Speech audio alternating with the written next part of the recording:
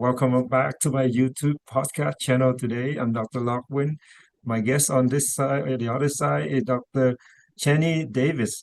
It's an honor to have you here today. Cheney Davis is the holistic naturalist doctor, nurse practitioner, family nurse practitioner, and culinary chef, and multiple other background that she has. She come with wonderful packets of um, information that can help us at the audience today to learn about what her as gift for and the practice that they see there. Dr. Cheney Davis, welcome to the podcast today. How are you today? Oh, thank you so much for having me. I am wonderful, and I'm looking out on a sunny day here in Atlanta, and it's just good to be able to share with you all this afternoon. Thank you so much for having me. Wonderful. Would I typically ask the right at the back for the audience to listen is by the end of the conversation today, what do we expect to learn things a little bit about your expertise and who you are a little bit. Can you share with us a little bit what do we expect the audience to learn a little bit about the natural treatment and things like that? Yeah. You're asking me to talk about my favorite subject, so that's nice. I would really love for the audience to have a better understanding of what functional and holistic medicine is and how you can really take that and put it in your everyday life. There are things that you can do in your life and as you go through your day that are small pieces that can actually enable your body to heal and to maintain health a little bit better, and just to know that options like the one I have are out there for people. Absolutely. Would you tell the audience across that how did you start the journey to become a naturopathic doctor? Oh my goodness.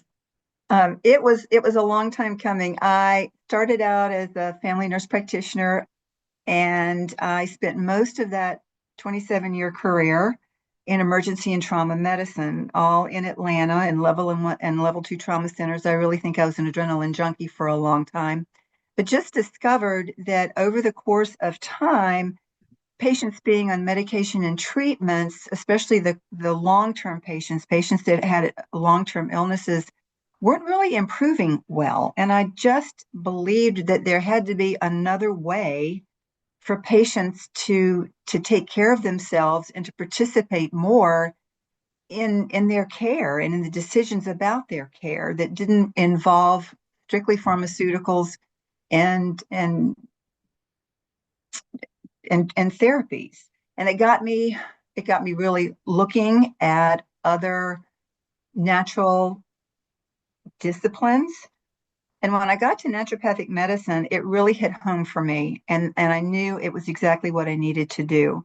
So I actually retired from emergency medicine in 2011, pursued naturopathic school, and took and passed my boards in February of 2016. But the naturopathic approach really aligned with my personal beliefs about the body's ability to heal, but also my faith-based and spiritual beliefs about the body's ability to heal, and how in this world, all through the Old and the New Testament, there are multiple references to humans and the symbiotic um, relationship and the nurturing relationship we're supposed to have with animals and plants. And that plants also are not just designed for food, but they're designed for medicine. And so Right. this was something I could really embrace and bring into the practice. It also let me develop a lasting relationship with patients. I don't want a patient for a month. I want a patient for years. I want to teach them how to do these things so they can make decisions and make better informed decisions. So that's where the naturopathic piece came in. And honestly, it's been a really good marriage for me with the nurse practitioner piece and then the naturopathic piece. That's so beautiful. And in your clinic, I noted that there's so many therapy that you and your co-partner able to help the patient. I'm looking at multiple type of treatment include uh, so many things, but I know one thing that you love the most would be the gut health and the detox, heavy metal and Oh, yeah. thyroid. These things, I'm sure if we can just pick out one topic, it can be an hour or two or three or even a day talk Talk a about long this. time on any Yes, post, sir. Yes. yes, yes. So I know you are so passionate about that, and give the audience the sense that you know, a lot of people don't realize that the gut system in our body, we are so being destroyed day in, day out. We don't know that over 50 years, 60 years of our life, we A put lifetime. we put so many things in there and we abuse it, but we didn't realize that it's become a very weak system that it can break down anytime, and we don't know much about that. Can you share with the audience a little bit about that? I would love to share a little bit. It might be too much. You'll have to tell me if I'm talking too much here. Uh, The gut is often called the second brain, and the health of the gut is paramount to the health of the form. And in the 21st century, we've got radiation, we've got bad food, we've got toxins in water and in the air and in the ground. We've got contaminated food sources from all of that. And the body was never designed to process those things. We physiologically and in the way our guts work haven't really changed very much since humans landed on the planet. And we were never meant to process glyphosate or any of the chemicals that we've come up with that our affluence as a society has brought all this in. And so the body is really good at hiding those things. If it doesn't know what to do with it, it can't get rid of it because it doesn't know how to break it down. So it hides it. It hides it in muscle and organs and tissues. And the body's also designed to cover our back door as long as it can. And the only way the body can communicate with us is through symptoms. If we feel good all the time, then we're not changing anything that we're doing. So the body has to let us know that there are issues in the form of symptoms, that something's wrong. I need to get your attention and we've got to fix this. And so the gut is honestly, it's the place I start with everybody. I get very detailed histories. My initial history with people is an hour and a half to 2 hours, but the gut is where I typically start. And it can be layer on layer on layer of problems. But we've got to, through testing, find out exactly what the toxins are, exactly what the heavy metals are. We've got to find out parasites, if they're in there and what they are, what the bacteria ratio looks like, what the wall of the gut looks like, what is the diffusion ratio, how are things getting out and things that shouldn't get out, and the chemicals that travel to our brain that take care of well-being and prevent depression and allow us flexibility. All those are made in the gut at night and travel up to the brain in the morning. And how we're designed to work interdependently. So we can't leave out the liver and the pancreas and the adrenal glands. And so all of those things come into play. And we've got to get a really good look at where to start with that. So there's a lot of testing that gets done and a lot of analyzing. And I do that analyzing sometimes for days before I can actually give the patient a really good look at what's going on with them. But everything is an individual basis. So I am not basing my discussion with the patient in a general sense. It is all based on that patient, their history, ethnicity comes into it. Blood types play a huge role in how we heal, what we're designed to eat, the antibodies that they have naturally. So there are many, many pieces of information that have to come into that final discussion or that discussion on where do we go from here. And that's never a one and done. There are layers. You have to start in a certain direction. I can't often do multiple modalities at once or I'll make somebody sick. So are you there, Dr. Wynn? Oh, okay. You've got me. Yeah. Keep talking, keep talking. Yes, Okay. All right. yes, I lost you yeah, there for a second. yeah. So there are all of those things have to come into play. And I tell my patients that we are probably going to be really good friends for 2 or 3 years to work through all of this, because everything patients come to me with have been brewing for most of their lifetime. They might not have been symptomatic for very long, but those things have been there and in them for a long, long time. And we've got to get to the bottom of it. Beautiful. Can you hear me? I can. I can Yeah. see you too. So, Mhm.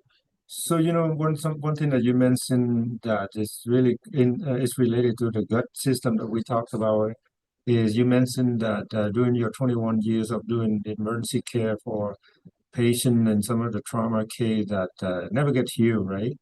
And so it must be related to the natural pathway that we need to we don't have to reinvent it, but we know from something that the creation already the creator already created this system in our body, and I'm sure at the naturopathic doctor you study so much about the healing process and everything, and so when a trauma patient come and get a treatment from your clinic, would you start?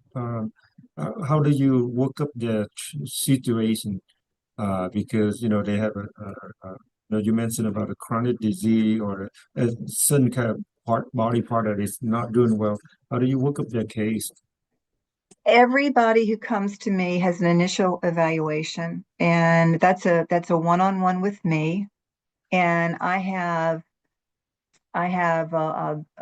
standard questions that everybody gets asked: surgeries, what diagnoses are you coming to me with? But then I go back. My interview with you is going to be 90 minutes to 2 hours, and I start in utero. I start with, tell me about your mother's pregnancy with you.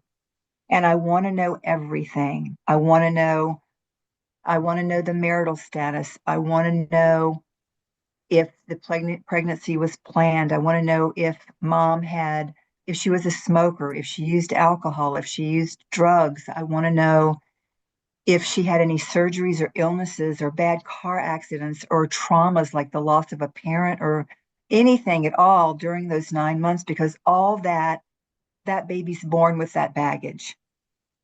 And Wow. that's where it starts. And so it's really important to know that as much as we can know.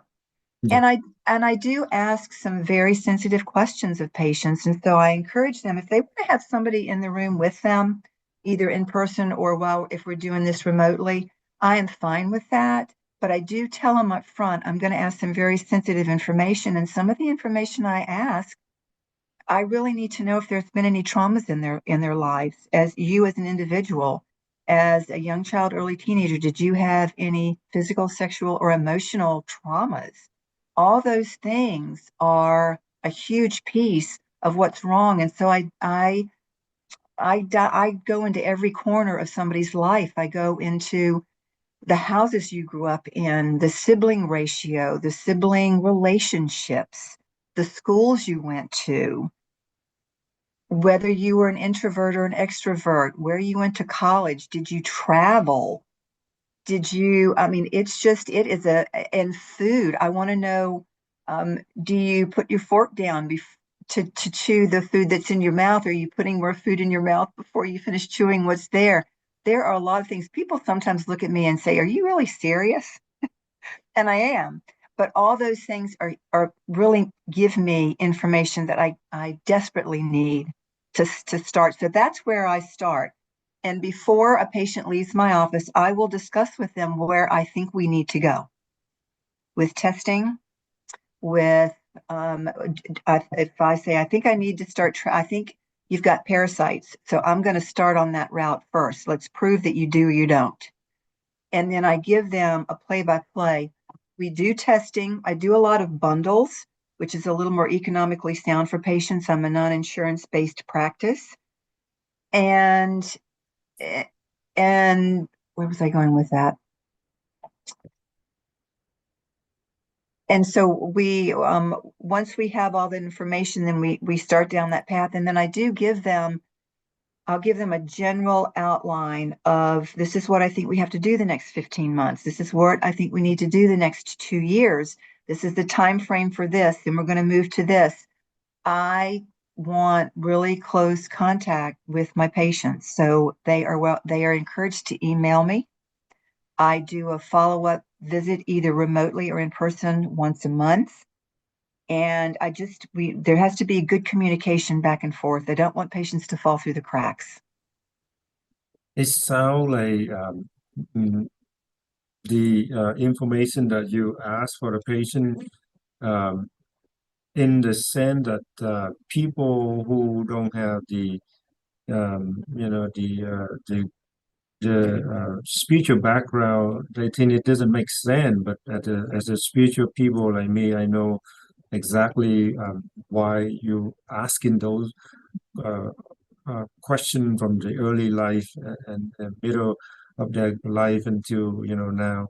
Each of these experience that they experience have the consequence of who they are at the moment where they are, and and I know that your clinic also have in conjunction to the holistic approach, combined with probably blood test, medical care, and everything. You also have a spiritual perspective Do. clinic as well, and that's all interrelated. Because you mentioned about something before we went in, is that you're talking about like the physical condition, emotional condition, and the third aspect is the spiritual. Would you touch on a little bit about why there is that spiritual aspect need to be combined into this holistic approach? Absolutely. All of us have a spiritual component. So the spirit, the soul, and the physical body all join together. And we see the physical form. We don't actually visualize the spirit or the soul, but it's part of why we're alive. What makes us warm, what makes us who we are emotionally, and the vibrancy that we give off as the human form. And there is multiple documentation out there about spiritual. I'm going to make sure I say this right. Every disease or dis-ease has a spiritual connection or a spiritual root. Whether people understand that or not, whether people acknowledge that or not, but a better way to say it may be that we've all had hurts in our lives. We've all been injured somehow. We've all been hurt emotionally, physically.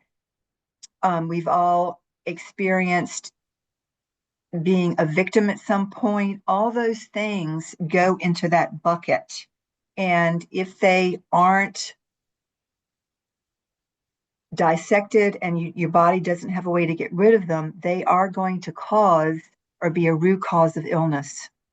And so it's important to do that. And with Path of Purity Clinic, his name is Helen Jones, and he is my partner, but he has a close connection with the Institute of it's called the College of Athens, and it is actually in Athens, Georgia, collegeofathens.edu. But it's an institution that does healing rooms. So it's a one-on-one experience. It can either be done in person or remotely. I've done mine remotely, and it's a trained instructors that are trained and dedicated to helping you identify that through questions, through breathing techniques, through some meditation. It's a very quiet, peaceful hour and a half, but it helps all of that to come up, and then they help you get rid of that, because that has to leave for us to truly be healed and whole. I see. I totally agree with you in terms of like you mentioned something very strong that a lot of people are nervous to talk about, which is the everything happened. There is a spiritual aspect, but we don't see it. Correct. Uh, but as a believer, we know it is connected. it is It is very related. connected. Yeah. And I think that's one of the things that makes the Path Purity Clinic stand out, because we recognize that as a necessary healing tool. Mhm. Now, that's always there for patients, and it's up to the patient whether or not they'd like to do that or pursue that. But I know the College of Athens will do what they call a discovery call. If you're Mhm. really just curious and you'd like to get a little bit more information, they are happy to have you call Mhm. or do that. That is, and make an appointment to do a discovery call. No Dr. pressure, no pressure, no judgment. Cheney, I think your light on the room kind of dark down. Is that right? It's somehow I see on the screen your face get really dark. Maybe you touch computer a little bit. Oh, hang on, Yeah. hang on. Is that better? Slowly, let's see. I'm hitting the light button. Hmm. Oh, it's all the way up. That's better. That's all the way It's a up. little bit better, but somehow it just turned dark. I don't know why. Well, you know what? If the sun's getting ready to go down here, Okay, turn I'm on gonna the light. hang Yeah, on. yeah, yeah. I'm gonna let more light in the room. Hmm. So we are talking with Dr. Cheney Davis. She is specialized in natural treatment.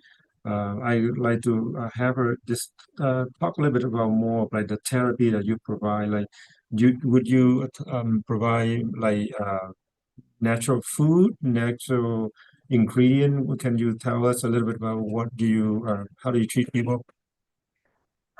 The food piece is been a passion of mine for years. I have patients come to me, and I say this in general, but I'll have patients come to me that are really sick, and they come to the office with a Dr. Pepper in one hand and a cheeseburger or a candy bar in the other, and they said, this is what I'm craving, and I said, well, that's not what you're craving. It's what your illness is craving.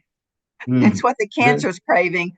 And so, what I've discovered is that there are a lot of people out there, professionals, people that have different kinds of eating plans. And it's really difficult for patients to sort through that. And honestly, I don't think patients really need to do that by themselves. I have a little bit of a different approach. I am a plant-based culinary chef, and plant-based is better for really sick people, mm, at least for the time that they are ill and they're recovering. Plant-based creates a more natural alkaline environment in our gut. The American diet as it stands now, with processed food, fast food, junk food, creates a very acidic environment, and cancer and bacteria really like that. So the approach is, let's make the terrain inside really uncomfortable for disease and cancer to grow. And that's sort of where I start. When patients come to me, they have to come with a food diary, a 5 to 7 day food diary. They have to and I tell them, don't you dare put down what you think I want to hear. I want you to tell me exactly what you've had to eat and drink. I want you to tell me quantities, and I want you to tell me if there's an emotional piece that goes with that. Did you did you have a Coke and a candy bar at 4 in the afternoon because you just been blessed up by your boss, or because you didn't get lunch? I want all the emotional pieces that might go into the decisions you make about food, because this is a tool. This is strictly a tool for the two of us to use. And I find it very helpful. I've done that for myself on occasion when I needed to. And then we do testing. So I do one of my basic tests is a food sensitivity test. Most people know if they have a food allergy because it causes a very specific, can be life-threatening response. But food sensitivities are also protein-based, but they're different from an allergy. And most people everybody's got a sensitivity of some kind. Most people don't know what that is, number one, and they like the foods they're sensitive to, and they're in their diet on a regular basis, but they create things that most people don't associate with food. So food sensitivities can be responsible for arthritis, migraine headaches, joint pain, gum disease there, Dr. Nguyen. mm, Um, just a myriad of things. And so it's really important to do that. And then There are special tests to pick up all the gluten issues. We do a really deep dive. The company I use checks for more gluten pieces than any other testing company out there.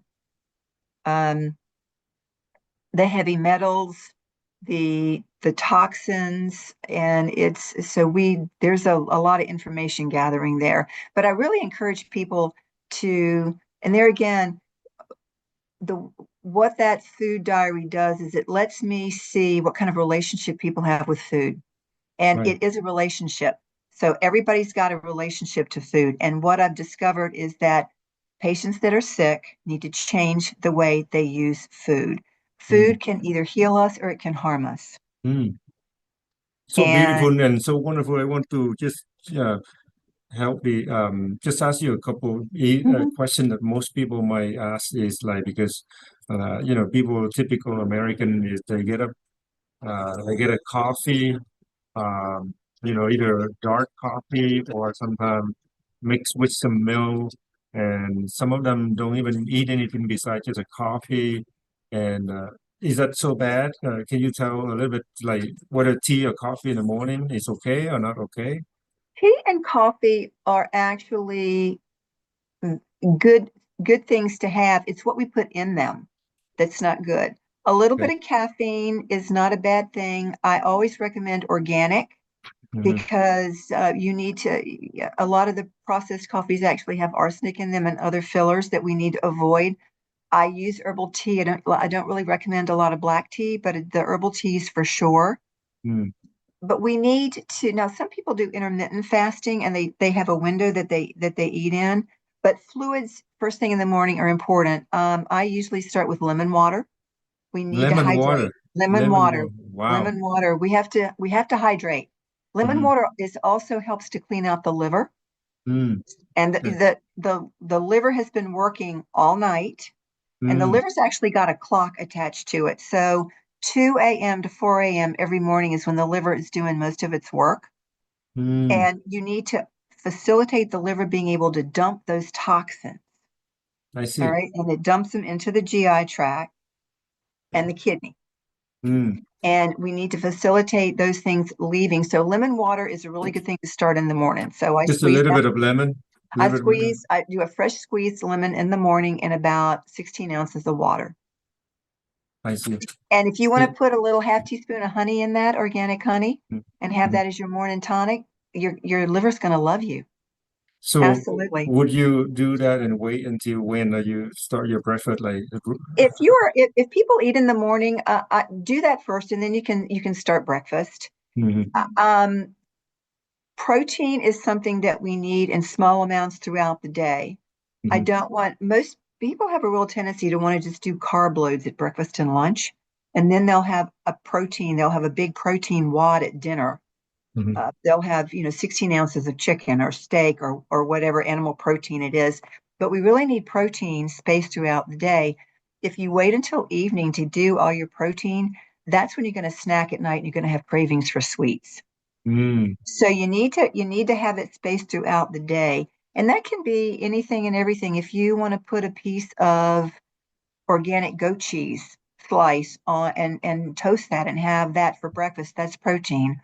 A hard-boiled egg if you're quick and you've got to get out the door, or even some organic peanut butter on a slice of toast.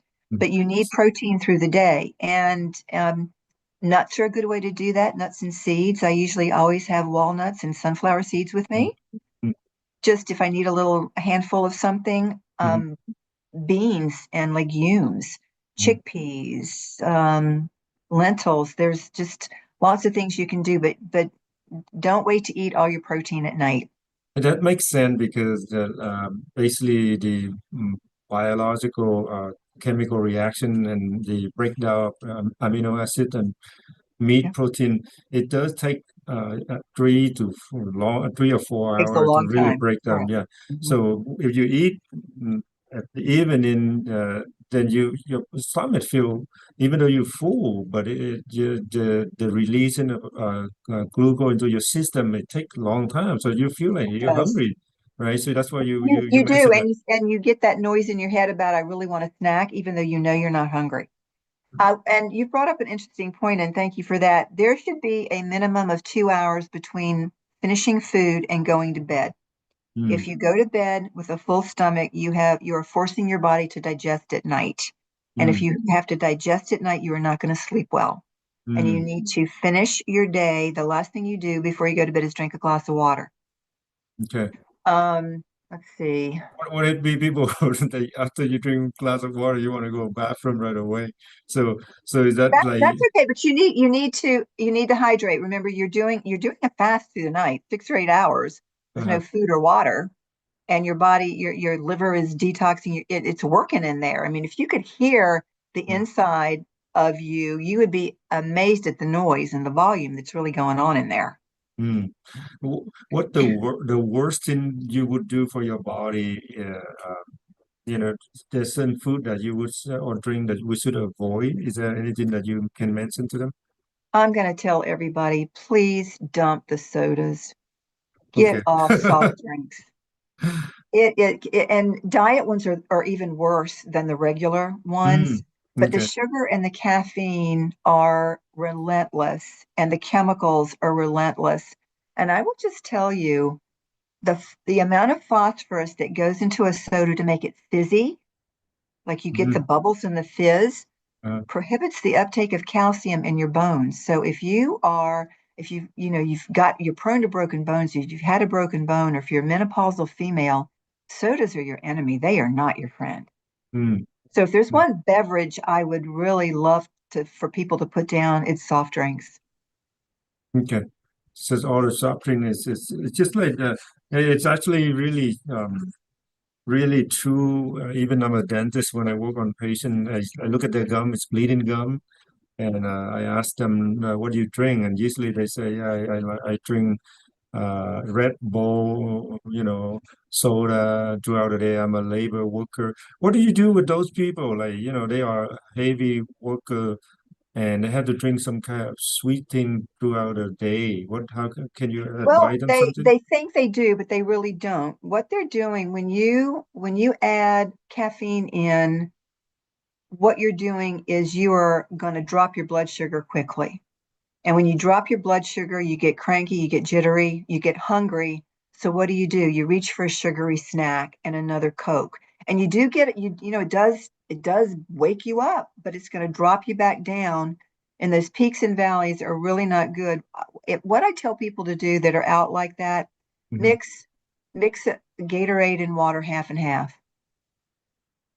Okay. And I'm not a huge fan of Gatorade, but if I've Hmm. got to choose something that's not Hmm. effervescent and not carbonated, Hmm. I'll tell them to do that. And if you mix it half and half, you are getting electrolytes, but you're also getting some water. Okay. And the carbonate water, is that okay or not okay? I don't like it. No, Okay. Hmm. I tell them no. Hmm. And I know people use that like naturally fizzy water, like Perrier that comes out of the ground, gassy Hmm. water. That's good mineral water. Okay. But just to buy um, a carbonated water that's artificially done, it's got a lot of sugar in it. It's not a sound plan. Okay. Mm, I see. And a lot of people go straight to vegetarian only. They don't eat any protein at all. I mean, they do eat protein in the veggie, but they tend to don't do meat anymore. Hmm. Would you say that those people live longer, more healthier in long term versus people who eat meat, protein, or is that depend on? It's a balancing act, and there's not a definitive answer to that. Mhm, When you look at animals, and some blood types actually digest animal protein better, but when we look at the animals we eat chicken, we eat turkey, we eat beef, we eat bison, buffalo. All right, none of those animals eat animals. They eat plants. mhm, So what you're doing is eating the middleman. right. You're getting what they give, you're getting from them what they get from the plants. Mhm, mhm, So it's a choice. Now, plant-based doesn't mean that you're a vegetarian or a vegan. You can be. Mhm. But plant-based technically means that 80 to 85% of your diet comes from plants. It doesn't mean that you can't eat an animal-based protein. Okay. So that's always something I go into with patients. You Mhm. know, what is your eating style? What are you comfortable with? And so it's that there again, that's a very individual thing I explore with people. But I do recommend organic, and let's get away from as much of the pesticides and hormones and things that we can. As far as what because it's right now is that the latest news, the new Secretary of Health, right? PFJ. Do you agree with what he find out from just this not a political thing? I'm just wondering if you agree how we looking at like the so many issue with American diet and The food and American things like that. diet is horrible, Mm, and the affluence of our society has really kind of brainwashed people that we don't need to have a relationship with food. We just use food when we're hungry, starving, and what's convenient. And the processed food and the fast food and the junk food are loaded with additives that are addictive, loaded with chemicals, loaded with gluten and sugar. And yes, they fill you up, but number one, they hijack your taste buds. So you really don't know what food is supposed to taste like.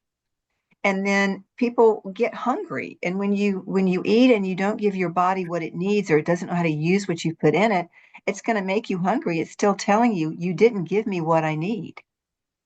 So I don't look at the food anymore from an allopathic point of view. I don't look at the pyramid that the dietitians come up with, because that's not really how the human body functions.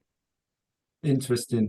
So, Yeah. can you clarify a little bit so the audience understand what do you mean by you don't look at the food pyramid? I mean, so what do you look now? I mean, in terms of when you look at the people, I know that you talk about you assess the history, the food that they eat daily for the past 2 weeks, 3 weeks, how many weeks? 5 to 7 day food diary. The Mm, the the pyramid right now is that's allocated by the allopathic community is really heavy in grains. Now, okay. grains are a good food source. All right, that's our main source of the B vitamin complex. Mm, But let's look at the type of grains. So the ancient grains, which is amaranth, buckwheat, quinoa, some of the ancient wheats like durum wheat, Pfeiffer wheat, all those didn't have gluten in them. mhm, The modern grains that have been in the human diet 10,000 years, and that's modern grains, are wheat, oat, rye, barley, and spelt. Now, oats, organically grown steel cut oats, don't have gluten. But when you mhm, add those to things like granola, um, energy bars, they then get contaminated with gluten. mm, So gluten is a denatured protein that's in wheat that's designed to protect the plant from insects. And what it does is it punctures holes in the guts of the insects. Well, it does the same thing to human beings. So gluten is not it's not a friendly thing. We need to be very careful with gluten. And gluten actually causes disease. It causes celiac disease. mhm. And so none of us really need gluten. None of us really need a lot of dairy. We don't need nobody over the age of 2 can digest lactose.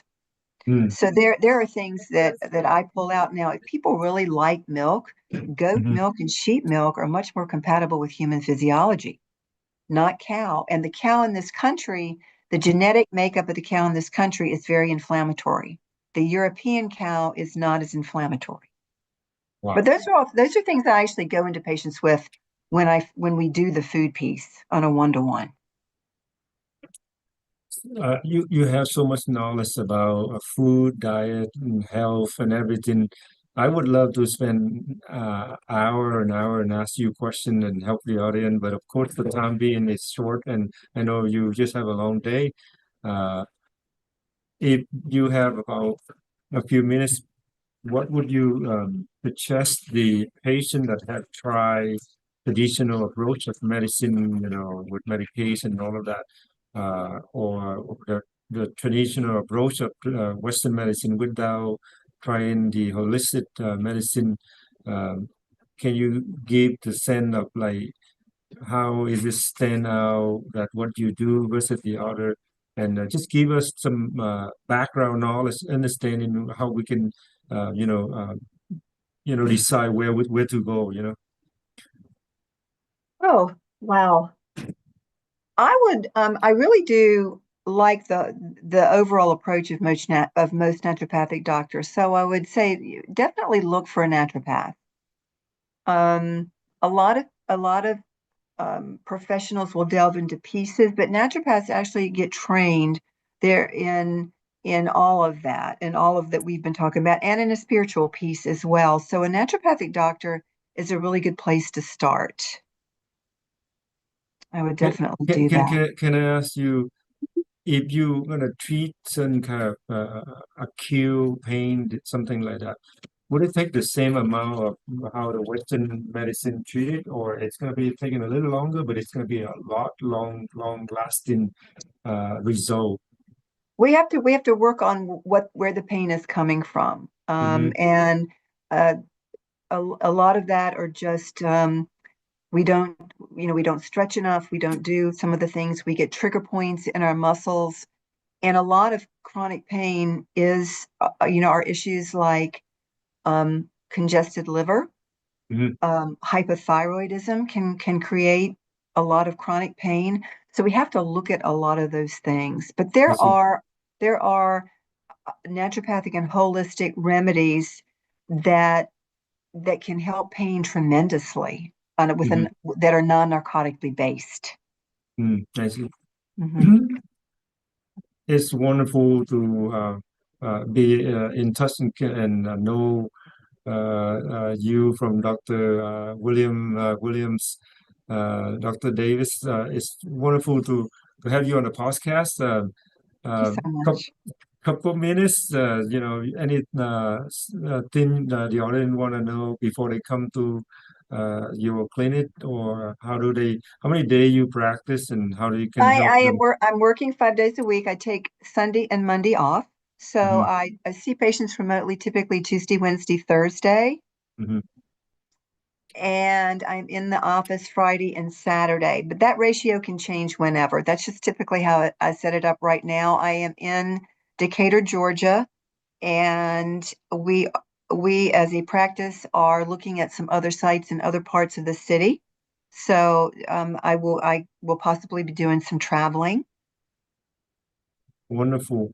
Yeah. Well, it's so nice to be having you on podcast, and I'd love to bring you back next podcast. Maybe perhaps we're gonna dive in very deep into one or two medical conditions that you treat, and you have a presentation, help the audience to really see how the pathway of natural pathogens, or holistic approach treatment is a lot more long-term benefit, or whatever you have in the topic that you are passionate about.